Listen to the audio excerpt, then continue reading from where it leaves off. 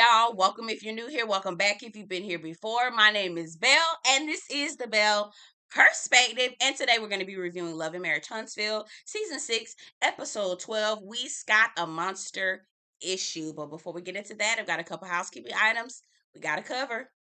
This is a growing channel.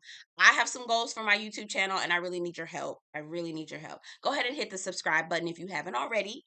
And if you have, thank you so much. Don't forget to like and get down in the comments and engage with me. Give me your perspective. I'm telling you how I think. I need you to tell me what you think, okay? Let's get into this review. Ooh, child. When I tell you I was banging my hand on the table because I was so mad. And I'm like, why are you letting these people get you so worked up? I don't know why. It's the cancer in me. Cancer season is here, okay? All my cancers, please stand up. All right? Gang gang, okay? It's here. Cancer season is here. Um the Kimmy is a saint. Kimmy is a saint. Kimmy has the patience of Job, and she is too good for the world that she lives in. She is too good for the world, and the husband. Let me be quiet. Let's get into it. Let's start off with. Let me. You know what? Let's just start off with Kimmy. So Kimmy is going with Maurice, and they are going on a date night. They're doing like painting stuff. You know, the paint and sip. And the artist, or the person who's hosting the class, is saying, these mugs or these glasses that you complete, you want to make sure that you hand wash them. Maurice says, oh, that's your department, Kimmy.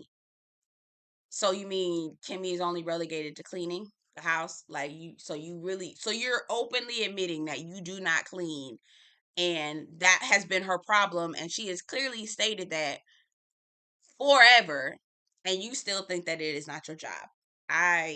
This conversation was making me so angry. I couldn't. Tisha and Marceau get there. Tisha made it worse. I wanted to punch her in the face. Like, Tisha, I'm so sick of you. I'm so sick of you. Let me get into it. So Maurice says, here he goes again. Maurice has, let me just say this off top. Maurice has an agenda. So he is purposely misunderstanding what Kimmy is saying, because Kimmy is being concise. Sweetheart, she is being concise and comprehensive in her communication. Every I is dotted and every T is crossed. There is almost no way, unless you ride the slow bus, to misinterpret what Kimmy is saying. Maurice is intentionally being intellectually dishonest with Kimmy and intentionally misinterpreting her and what she is saying for his own agenda. Maurice's agenda was to bring Maurice Jr. down from Michigan so that he can be the so he can say that he raised his son, right? That he raised his son to be the man that he is.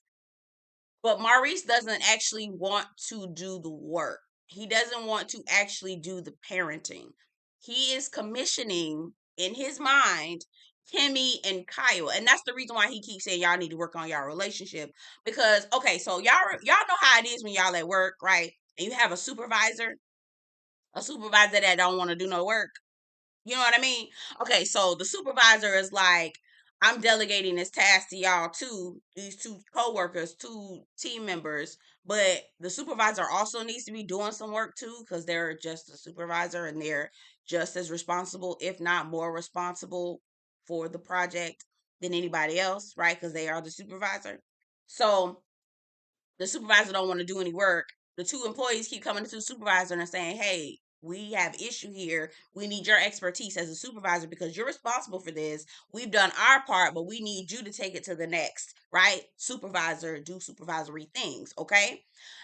Supervisors looking at them like, nah, y'all need to figure this out. Y'all need just trying to do everything they can to not do the work. Coming in and trying to not delegate, but trying to command conversations and offer suggestions that that are completely obvious and things that these two employees have already done. Like y'all get what I'm saying with this metaphor? That's literally Maurice. He don't want to do none of the work. He wants Kimmy to do all the work, and then if Kimmy's having problems, he wants Kimmy to go to Kiuwha so that they can deal with it, and he doesn't have to do anything. He can just come in, order him around a little bit, go back out and do what he has to do. And the reason why I say that is because that's how he talks to them. He's talking to them as if he's their leader. He's talking to them as if he is the person with all of the credentials and they're reporting to him. That is literally how he is talking. He talks to okay, so he then purposely misinterprets the conversation with Maurice. I mean Marceau. Marceau looking like, why don't you back her up? Like everyone in the room, minus Tisha, dumb. Minus Tisha ass. Okay. I don't want to call her dumb. Sorry. I'm sorry. Tisha is not dumb, but I think Tisha was being messy in that moment. I feel like she was being messy. And the reason why I say that is because I don't know if y'all remember seasons before, Tisha was going back to Kiuwha and saying, oh, Kimmy was the other woman. And, I don't think, basically perpetuating the rumor that Kimmy was a side chick, which again we don't really know. That's we about to find out. But also playing both sides. Tisha was playing both sides, and this was at the time where she was trying to say that Kimmy was her sister and all this other stuff. So for her to go back to Kimmy and say, "Oh, maybe you need to work on your relationship with Kiuwha." How can she work on her relationship with Kiuwha? Which again, Kimmy is fine. She's already expressed that this has nothing to do with Kiuwha. This child is Maurice's child, and Maurice has all the responsibility, and Kimmy is the bonus mom. Everybody knows that when the substitute teacher is not there, you can skate, skirt, and bullshit around. We know that. And so in these, everyone knows that. Even Marceau, who's probably one of the most chauvinistic, sexist people on the show, knew that Maurice, you need to back.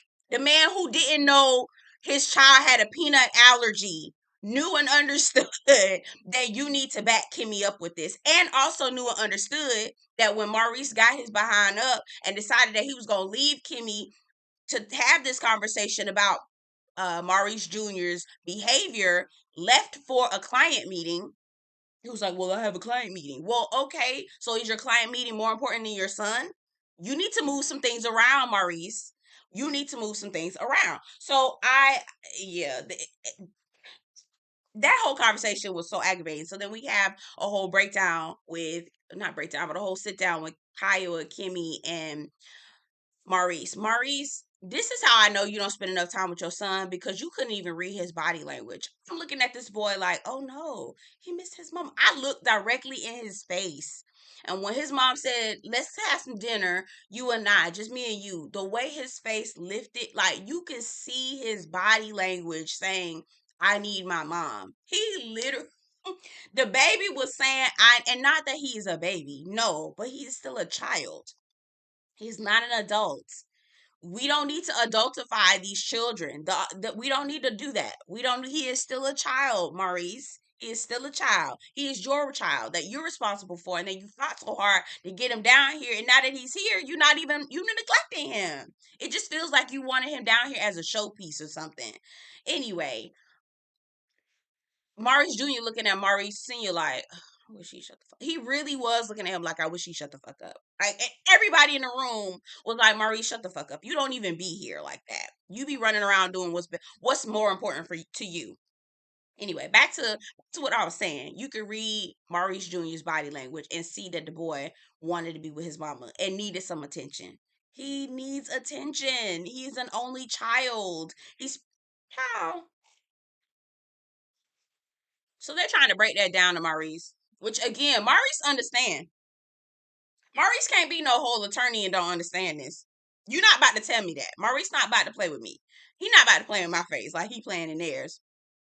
Maurice says, "Oh, but we're not going to be doing everything for him." Nobody's saying doing everything for him, but spending time with him in his formative years. You need to do that. You still need to do that, no matter how old he gets, until it's time for him to leave the house. Until it's time for him to go on and he's an adult. You need to spend time with him. How are you supposed to teach him anything? Talking at him is not teaching. And I don't understand how he doesn't understand that. Talking at him is not teaching, sir. It's not. You need to spend time with him. He needs to see you doing the things that you want him to do. You want him to do chores, he needs to see you doing them. He needs to see it. He has to see it. You need to build that relationship with him, because you telling him to do XYZ when things get tough, it's not gonna work. You need to build that relationship with him, Maurice. And I think that you know that. I think it's just you are very self-centered, and your needs are competing with your son. And your own needs are yeah. You're not concerned. You're not concerned about the needs of your son. And I think it's dangerous. I think it's very dangerous that we're playing this game at this point. So, um, Kimmy is suggesting family therapy, and here go Maurice. Oh, whoa, us. Just us, not you, right? Not including you. This has nothing. You are purposely being intellectually dishonest, Maurice. You and Kiuwha are his parents. There are a lot of things that have happened, and I don't know if you've even addressed those things with your son. The divorce, the move, the back and forth, the show, all of the things. We have no idea what's going on with that boy. And I think that it's best. Everyone, I'm pretty sure, excluding Maurice, would agree that it is best that he handle those things with his parents. Those are his parents. Y'all are his parents. Maurice, you his daddy. You the pappy. Okay?